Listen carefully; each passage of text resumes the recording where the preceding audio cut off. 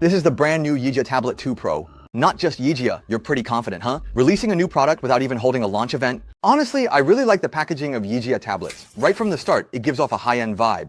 When will tablets get an easy open tab too?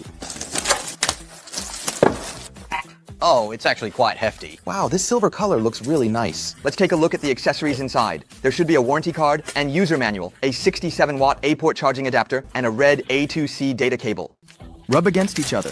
This texture's nice. We're using this color called Glacier Silver. Doesn't it feel really high-tech? The texture is actually quite impressive. It's got an aluminum alloy body, and on top there's an oval-shaped camera module. I really think the back of a tablet should be like this. Simple and clean, right? It's pretty nice. The place below should be for cleaning the keyboard, but Lan Shuai didn't send it to me, so let's not talk about it anymore, huh? Now looking at the side of the tablet, everyone take a look. Doesn't it seem pretty thin? It's 5.97 millimeters thick, and this tablet only weighs 675 grams. You should keep that weight in mind, since it's pretty important for a tablet.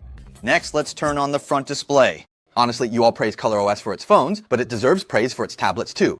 The activation and setup process is really well done. Here, you only get face recognition and a lock screen. There's no fingerprint sensor, just so you know. Next, let me share the first major highlight of this tablet with you. As you can see, it has a huge screen, 13.2 inches, and the resolution reaches 3.4K. It also supports a 144 Hz high refresh rate. Plus, you should know that this is an LCD screen with full brightness DC dimming, which naturally makes it easier on the eyes. Also, take a look at these rounded corners. I think the R corners on this tablet are really well done, right? They look quite harmonious.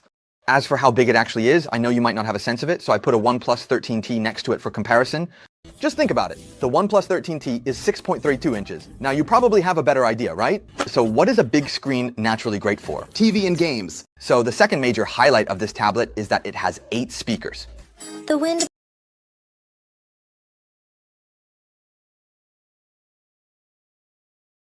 See? That's something, right? The third major highlight, well, I have to show you the settings interface. Here you can see that it comes with a 10,140 mAh battery, and it's also equipped with the latest flagship Snapdragon 8 series SoC, so you really don't need to worry about performance or battery life.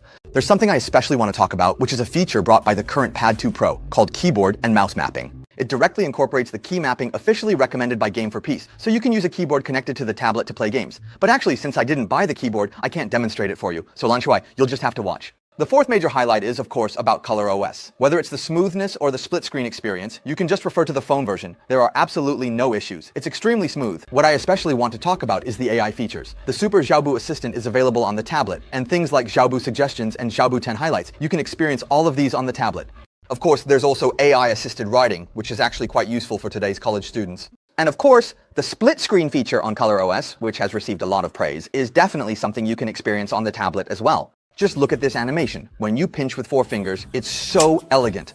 To quickly sum up, in terms of build quality, display, performance, battery life, and speakers, this tablet performs really well. I wonder if it's your cup of tea. Bye-bye.